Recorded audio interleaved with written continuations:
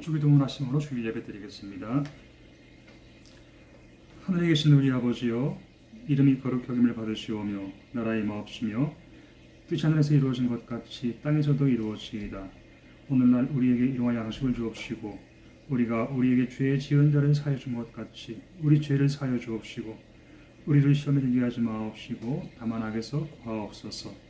내게 나라와 권세와 영광이 아버지께 영원히 싸움나이다. 아멘. 찬송가 90장 찬양합니다. 찬송가 90장 찬양하겠습니다.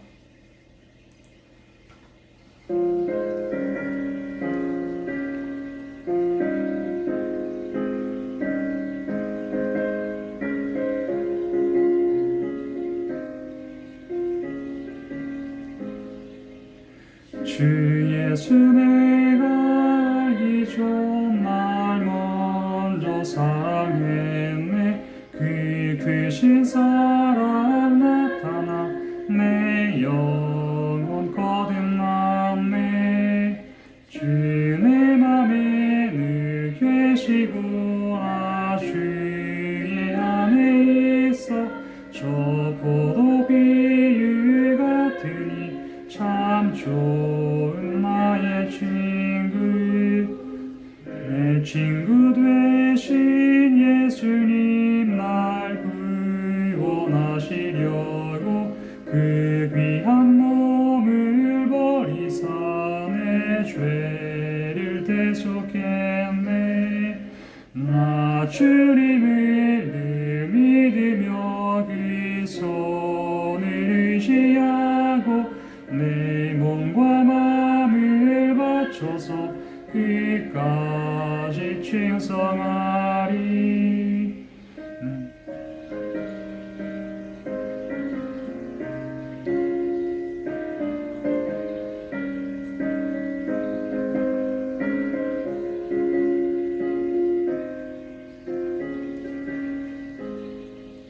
내 진실하신 친구여 그 은혜 내려주사 날 항상 보호하시고 내 방패 되옵소서.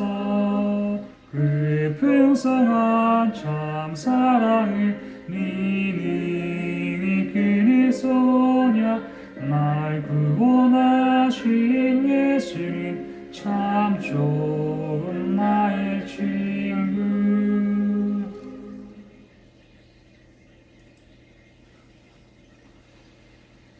기도하겠습니다. 주오신 하나님, 지난 일주일 동안 은혜와 사랑으로 우리 믿음의 가족들과 병사들을 돌보아 주시고 주일을 맞이하여 가정과 교회에서 예배에 참여할 수 있도록 귀한 은혜 주심을 감사드립니다. 십자가 보혈을 부어주사 부끄러운 죄와 허물들은 깨끗이 씻음받게 하시고 거룩한 신부 예복으로 갈아입고 성령의 인치심 맞을 수 있는 복된 시간 되게 하옵소서. 나의 만족과 유익을 위해서 다녀가는 종교 활동되지 아니하고 마음과 정성을 다하여 하나님께 영광 돌리는 예배가 되게 하옵소서. 사망하는 심령들 위해 영혼의 위로와 기쁨 넘치도록 은혜 부어주시길 원하오며 예수님의 이름으로 기도합니다. 아멘. 하나님이 오늘 우리에게 주신 말씀은 구약성경 다니엘서 2장 36절로 45절 말씀입니다. 검정색으로 1234페이지 찾으시기 바랍니다. 1234 1234페이지에 있습니다.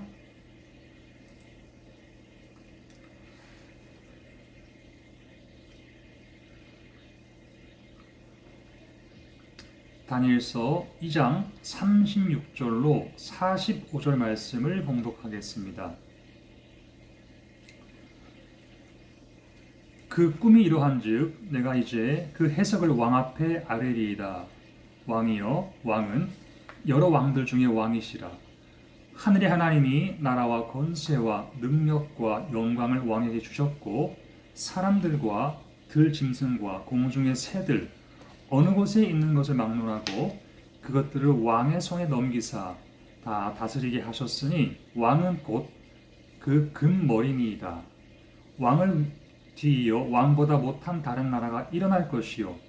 셋째로 또 놋 같은 나라가 일어나서 온 세계를 다스릴 것이며, 넷째 나라는 강하기가 쇠 같으리니 쇠는 모든 물건을 부서뜨리고 이기는 것이라.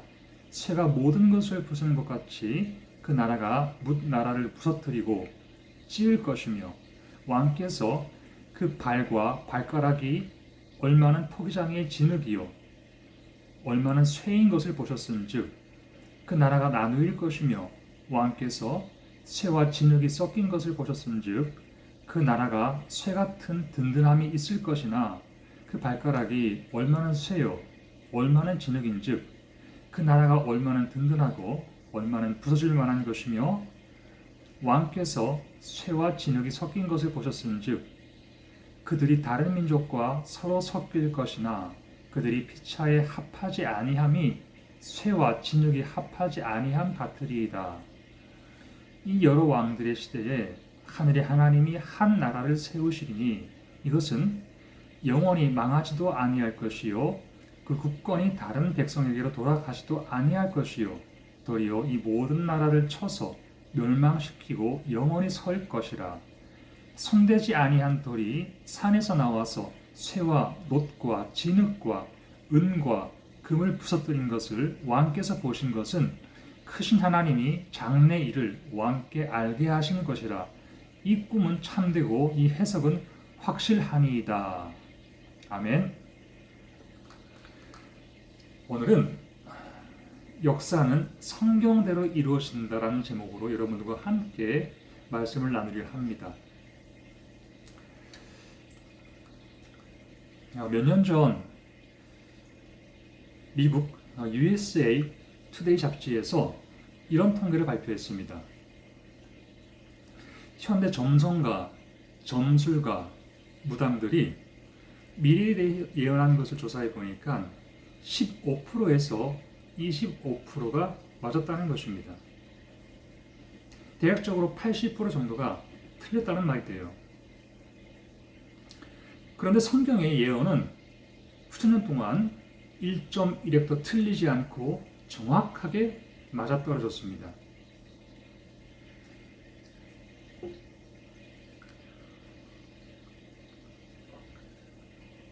수천 년 앞을 예언했는데 그대로 맞아가고 있습니다. 세상의 점성가들은 2000년 후를 예언할 수 없어요.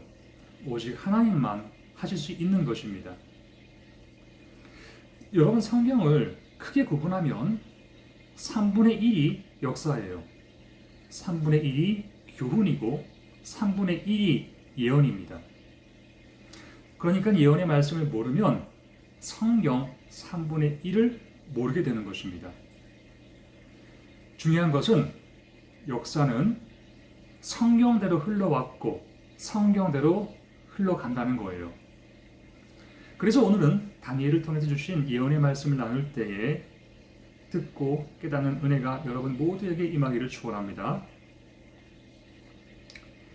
하나님은 다니엘과 요한에게 미래를 정확히 예언해 주셨습니다. 예언을 주신 이유가 무엇이냐 하면 우리를 보호해 주시기 위함이에요. 환난 날에 하나님이 택하신 백성들을 구원하시기 위해서 준비하고 있으라고 알려주시는 것입니다. 너희는 때를 바로 알고 미래를 대비하며 살라고 주의를 주시는 겁니다. 내일을 아는 사람은 오늘 대비할 수 있어요. 제가 2001년도에 전역하고 나서 홀로 자취생활을 한 적이 있습니다. 그때 강원도 동해시에 살고 있었는데 어느 날 주인집 아주머니가 오시더니 학생, 차 떠내려봐. 빨리 안전한 곳으로 치워. 이러시는 거예요. 비가 많이 온다는 일기예보는 있었지만 근처에 하천이 없었기 때문에 별로 신경 쓰지 않았습니다. 아주머니가 좀 오버하신다고 생각했어요. 그러나 아주머니의 말을 듣고 주택가 도로에 세워놓았던 차를 안전지대로 옮겼습니다. 그리고 나서 다음날 아침에 일어나 보니까 도로에 차들이 둥둥 떠내려가다가 보도블록 위에 타고 올라와서 처박혀 있고 나무에 걸려 있고 뒤집어진 차도 있고 난리가 난 거예요. 언덕에 세워놨던 버스들은 산이 갈라지면서 절벽으로 굴러떨어지기도 하고 난리가 났습니다. 제가 그때 돈이 없어서 대한민국 최초의 국민차 티코를 타고 다녔었는데 하마터면 그것마저도 잃어보냈던 아찔한 추억이 있습니다. 여러분 일기예보를 미리 해준 이유가 무엇일까요? 내일을 대비하라는 것입니다. 넋놓고 있다가 후회할 일 만들지 말라는 거예요. 현재 우리의 삶을 예보에 맞추어서 준비하며 살라는 것입니다. 오늘 본문 말씀은 다니엘의 꿈 해석인데 다니엘 자신의 꿈이 아니라 바벨론 왕의 꿈을 해석해 준 내용입니다. 그 당시 이스라엘 백성들은 바벨론에 포로로 끌려가 있었습니다. 다니엘도 그들 포로 중에 한 명이었어요. 그런데 그때 바벨론 왕 느부갓네살이 꿈을 꾸었는데 하나님은 그 꿈을 통해서 다니엘에게 미래의 모든 것을 가르쳐 주셨습니다. 느부갓네살은 내 나라가 과연 어떻게 될 것인가 생각하면서 잠이 들었는데 그날 아주 심각한 꿈을 꾸었습니다. 그런데 깨자마자 새까맣게 잊어버렸어요. 너무너무 신기한 꿈을 꾸었는데 다 잊어버렸습니다.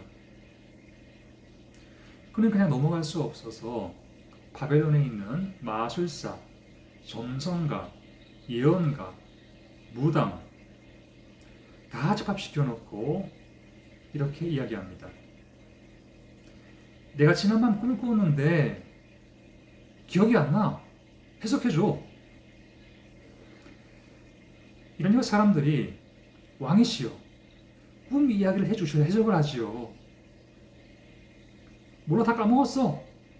내 꿈을 니들이 알아내갖고 해석해와. 이러는 거예요. 기가 막힐 노릇입니다. 그러니까 사람들이 말했어요.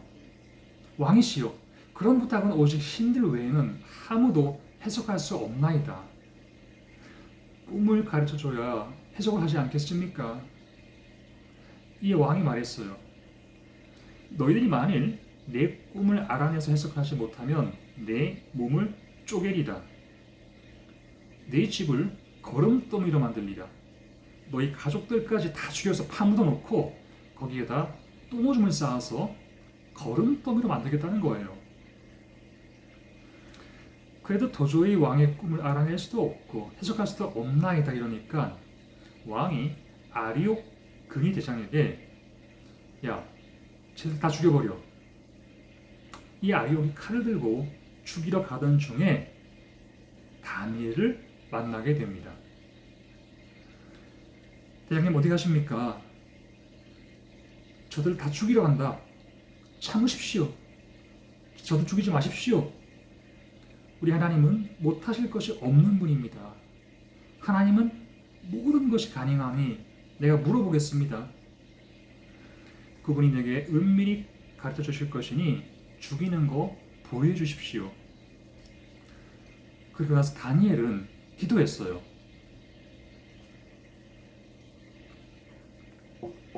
그때 하나님은 다니엘에게 왕이 꾼 꿈을 그대로 알려주시고 해석까지 상세히 말씀해 주셨습니다. 다니엘이 기도에 응답받고서 왕에게 다니엘과 전달하는 것이 바로 이 내용이에요. 왕이시여, 꿈에 큰 신상을 보셨지요? 그 우상의 머리는 금이었지요. 가슴과 팔은 은이었지요. 배와 넓적 다리는 롯이었지요. 종아리는 철이었지요.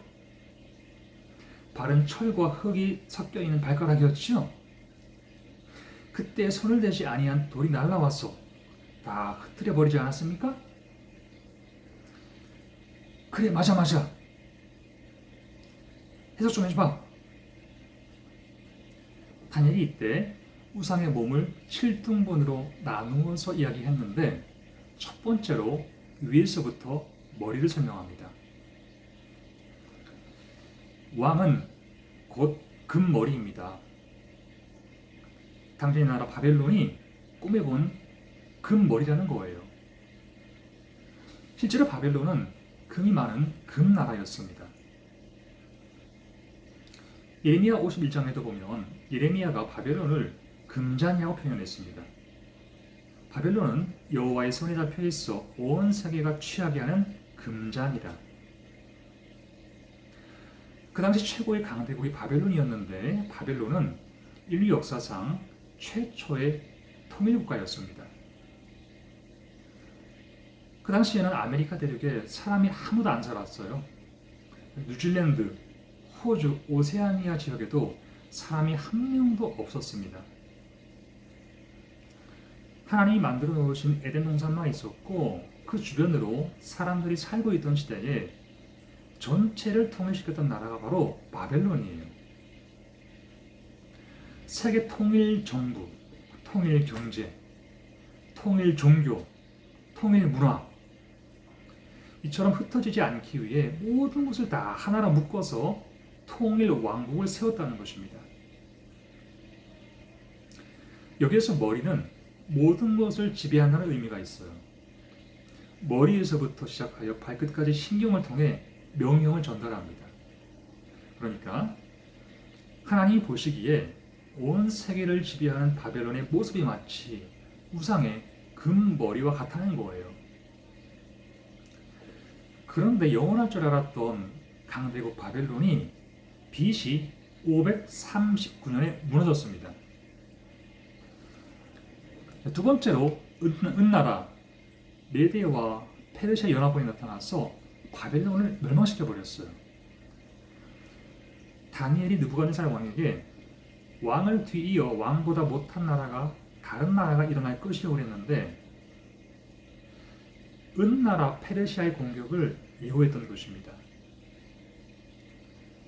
역사적인 기록을 보면 페르시아는 은이 많은 나라였습니다. 세계 최초로 세금을 은으로 거둬들인 나라가 페르시아였어요. 은이 금보다 가치 면에서 떨어지지만 강도는 금보다 은이 더 강합니다. 이게 무슨 의미냐 하면 메데와 페르시아 이 두 나라의 문화는 바벨론 문화 수준에 미치지 못하지만 군사력은 더 강해서 바벨론을 이기게 될 것이라고 다니엘이 예언한 거예요. 아니 하나님이 그렇게 예고해 주신 것입니다. 그런데 은나라 페르시아 제국 역시 BC 332년에 역사 속으로 사라지고 말았습니다. 세 번째로 배와 넓적다리는 노시요 녹 같은 나라가 일어나서 온 세계를 다스릴 것이라 그랬어요. 여기에서 노세 나라는 그리스입니다. 그리스를 노스로 말하는 이유가 있어요. 그리스는 노 재련 기술이 발달해서 군대가 사용하는 창, 방패, 투구 이 모든 것들이 청동으로 만들어진 강력한 무기들이었습니다. BC 331년 알렉산더 대왕이 등장해서 막강한 군대를 이끌고 페르시아를 무너뜨렸어요. 그는 20세의 어린 나이였지만 세계 역사상 가장 짧은 시간에 소아시아와 유럽 전체를 손아귀에 넣었습니다. 동쪽으로 인도 겐지스강까지 정복하고 나서 유명한 말을 남겼습니다. 더 이상 정복할 곳이 없다. 이 시기에 이스라엘은 영적인 면에서 그리스 문화의 지배를 받게 되었던 거예요. 헬라 철학이 유대교 신앙을 세속화시켜 버렸습니다. 이 시기가 바로 구약과 신약 사이의 중간 시대인데 이 시대를 신학적으로 암흑기라고 합니다.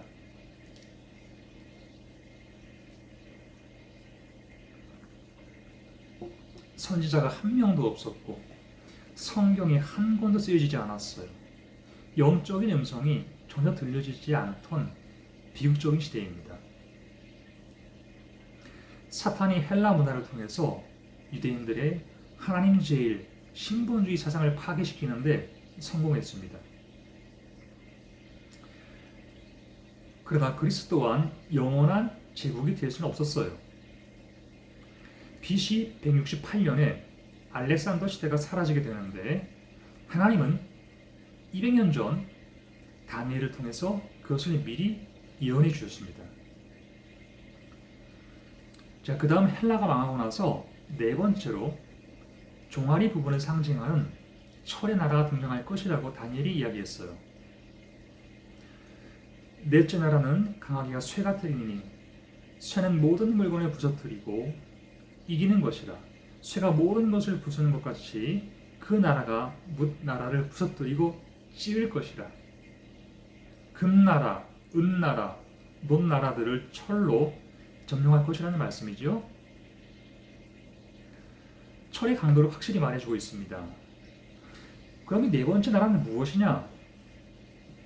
유럽을 지배한 네 번째 나라는 철의 나라 로마입니다. 로마는 BC 168년에 세워져서 AD 476년에 쓰러졌어요. 약 650년 동안 유럽을 지배하며 유대인들을 말살시키려고 했습니다. 예수님을 보내서 온 인류를 구원하시려는 하나님의 계획을 방해하려는 사탄의 전략이었던 것입니다. 로마 시대 예수님이 죽으셨어요. 사형선고를 내린 것도 로마이고 예수님을 채찍으로 때린 자들도 로마 군인들이었어요. 사형 중에 가장 고통스러운 십자가형을 생각해낸 자들이 로마인입니다. 로마는 기독교를 잔인하게 핍박했습니다. 사자의 밥이 되게 했습니다. 바울도 죽이고 베드로도 죽이고 많은 기독교인들을 죽였습니다. 근데 놀라운 것은 기독교인 한 명이 죽으면 기독교인 100명이 생겨나는 거예요. 그들은 핍박을 피해 카타콤 지하로 들어가서 죽기까지 예수님을 섬겼습니다. 그러다가 태양신을 섬기던 콘스탄틴 황제가 기독교인이 되면서 기독교를 로마의 국교로 정하긴 했지만 로마 시대가 끝이 아니에요. 종아리가 끝이 아닙니다. 아직 발과 발가락이 남아 있습니다. 이것이 마지막 시대인데 로마가 망한 5세기부터 지금까지가 마지막에 해당돼요.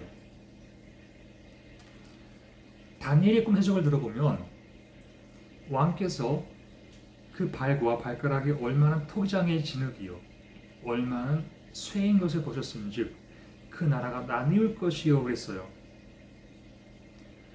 자, 이 말씀 때문에 많은 사람들이 잘못 생각했습니다. 로마가 10개의 나라로 쪼개지면 끝이라고 생각했어요. 실제로 로마가 망하면서 10발가락처럼 유럽이 많은 나라로 쪼개졌습니다. 독일, 프랑스, 스위스, 포르투갈, 아프리카 반달족, 스페인, 영국, 이탈리아, 동고트족, 룸바드족, 헤루리족 10발가락 10나라입니다. 그러나 끝나지 않았어요. 그들이 다른 민족과 서로 섞일 것이나 그들이 피차에 합하지 아니함이 새와 진흙이 합하지 않음과 같으리이다. 다니엘이 이렇게 말한 것처럼 10발가락처럼 쪼개진 나라들의 왕족들이 서로 결혼하면서 하나가 되려는 시도가 있었습니다. 그러나 하나가 되지 못했어요. 같이 유럽 공동체를 만들어 섞였지만 하나가 될 수 없었습니다. 그 이후로 유럽 경제연합 EU가 탄생해서 화폐를 유로화로 통일시켰습니다. 28개국이 하나가 되자는 외침이었어요. 그러나 스페인과 그리스가 국가 부도를 맞이했습니다. 가장 강력한 나라 영국이 EU에서 탈퇴했습니다.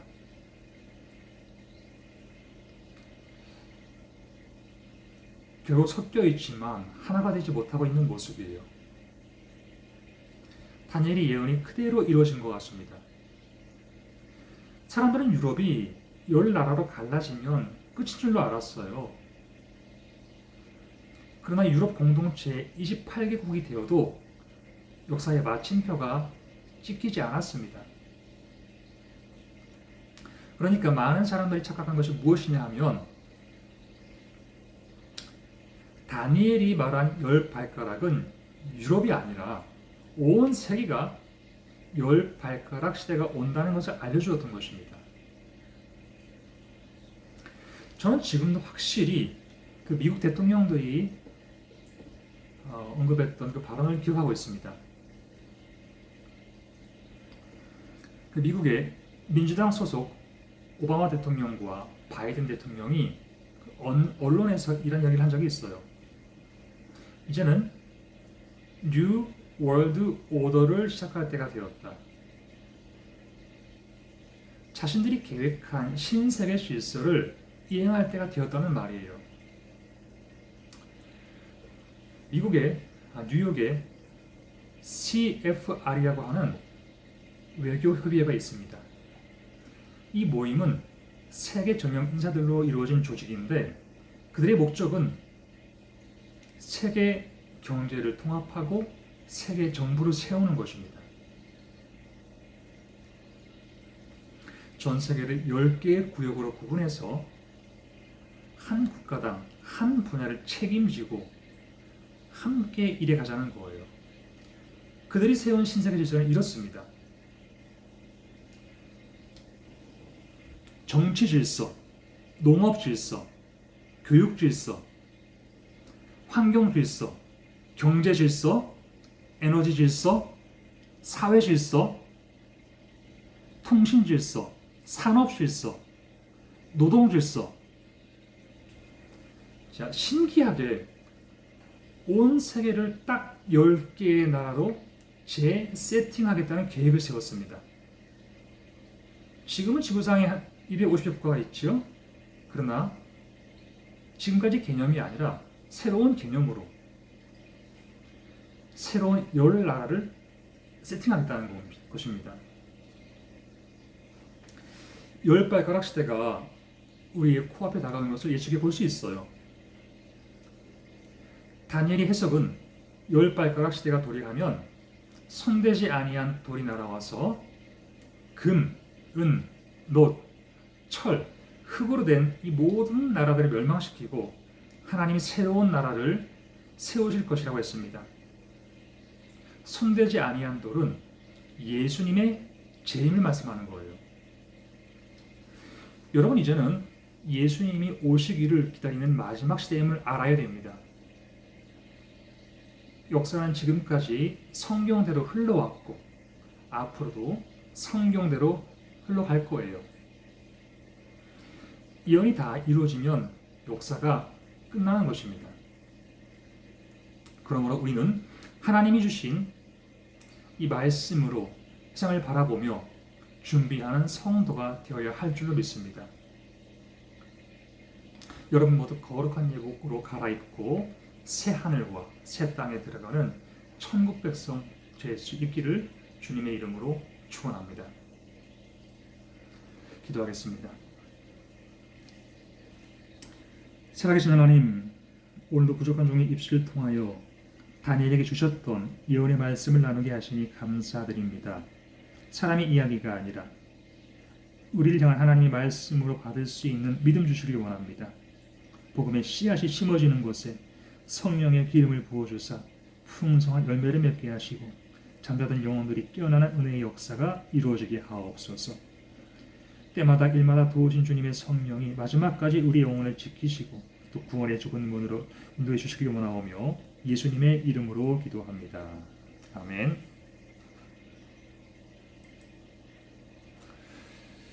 찬송가 492장 찬양합니다. 찬송가 492장 찬양하겠습니다.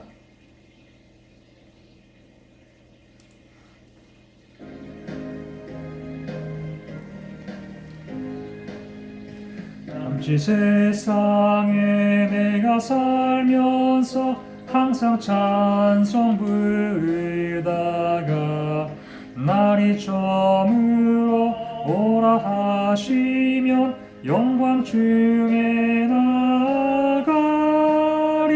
열린 천국 문 내가 들어가 세상 짐을 내려놓고 빛난 멸류관 받아쓰고서 주와 함께 길이 살리.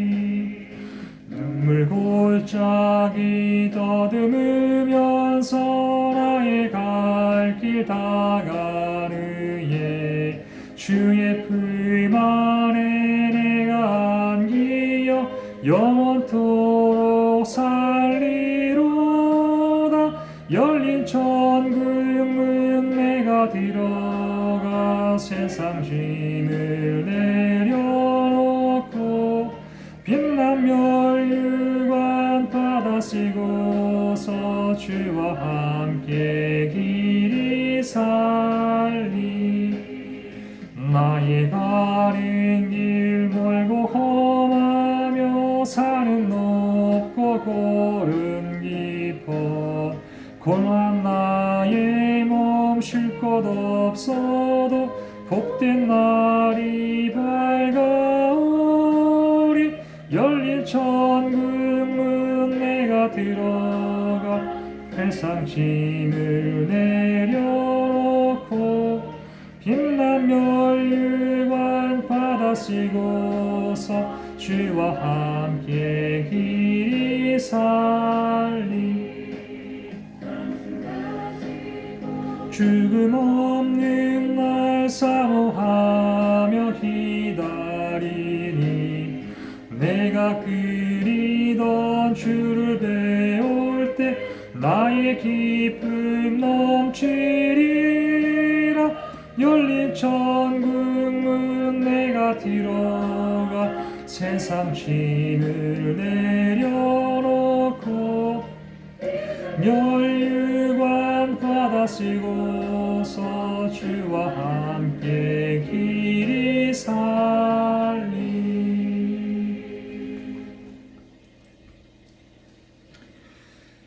하나님이 사랑하는 자녀들에게 때마다 이른 비와 늦은 비를 내려주시듯 사모하는 심령들 위해 시대에 합당한 영의 양식으로 채워주시길 원합니다. 주님과 더욱더 영으로 깊이 교제하는 성도의 삶을 살게 하시고 일주일 동안 시험에 들지 아니하며 날마다 찬송으로 보답하는 복된 하루하루 살아가도록 인도하여 주옵소서.